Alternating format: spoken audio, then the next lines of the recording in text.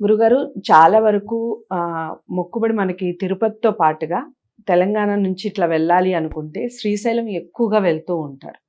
చాలా వరకు శ్రీశైలం వెళ్తే ఆహ్, అనుకున్నవి అనుకున్నట్టుగా జరుగుతాయని చాలామంది నమ్ముతారు. మనకి వెంకటేశ్వర స్వామిని ఎంతైతే నమ్ముతారో శ్రీశైలానికి కూడా అంత పవర్ ఉంది అని నమ్ముతారు.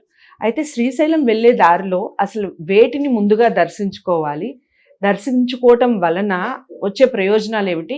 ఒకవేళ దర్శించుకోకపోతే ఎలాంటి అనర్థాలు జరుగుతాయి చెప్పండి? మంచి ప్రశ్న అండి. నేను శ్రీశైలం పోయేటప్పుడు దర్శించుకోకపోతే అనర్థాలు జరుగుతాయని నేను చెప్పను కానీ దర్శించుకొని చేయాల్సిన పని ఒకటుంది. శ్రీశైల క్షేత్రంలో అందరూ కూడా దర్శనానికి వెళుతుంటాం మనం అందరం కూడా. ఎందుకంటే శ్రీశైల క్షేత్రం అనేది జ్యోతిర్లింగ క్షేత్రంలో ఒకటి ప్లస్ అష్టదశ పీఠాల్లో అమ్మవారి పీఠం కూడా ఒకటి.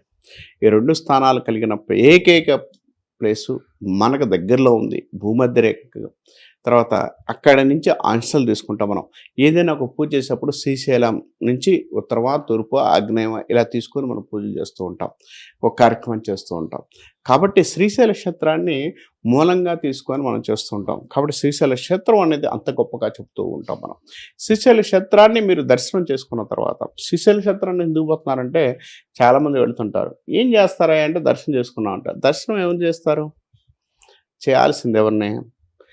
ఫస్ట్ దర్శనం చేసుకోవాల్సింది క్షేత్రపాలకుడిని. క్షేత్రపాలకుడిని మీరు ఎప్పుడైతే దర్శనం చేసుకోకుండా పోతారో అక్కడ నీకు ప్రతిఫలం ఉండదు.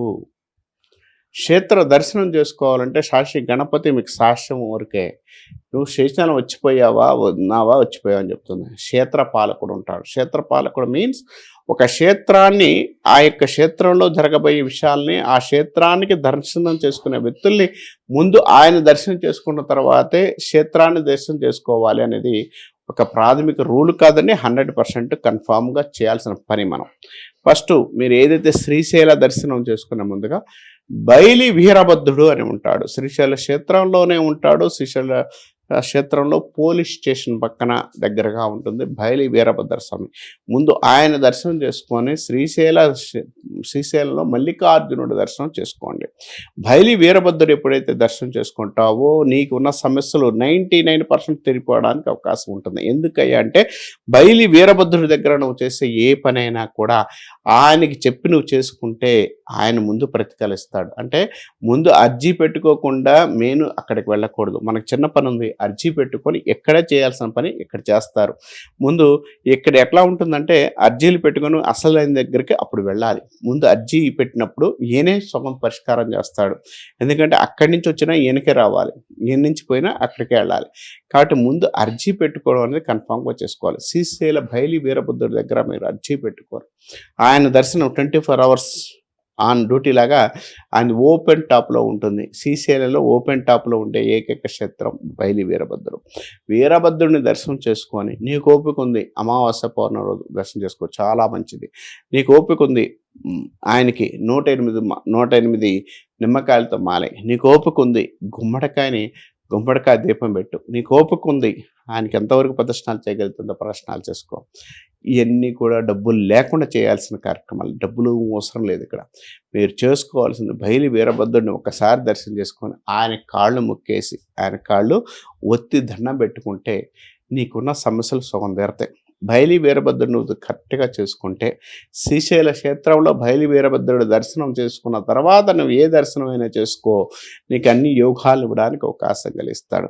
బైలి వీరభద్రుడిని దర్శనం చేసుకుంటూ నువ్వు ఏది చేసుకున్నా నీకు ఏ కార్యక్రమం చేసుకున్నా ప్రతిఫలించేది తక్కువగా ఉంటుంది. మల్లికార్జునుడి దగ్గర పోతే నిన్ను నెట్టేస్తారు, కానీ బైలి వీరభద్రుడి దగ్గర నిన్ను నెట్టేరు. ప్రశాంతంగా దర్శనం చేసుకోవచ్చు, ప్రశాంతంగా నీ బాధను అర్జీ ఇవ్వచ్చు. మల్లికార్జునుడి దగ్గర పోయి 2 నిమిషాలు ఉండే కన్నా ఆ 2 నిమిషాల నుంచి 10 నిమిషాల పాటు ఈయన దర్శనం చేసుకుని ఆయన దర్శనం చేసుకుంటే చాలా మంచిది.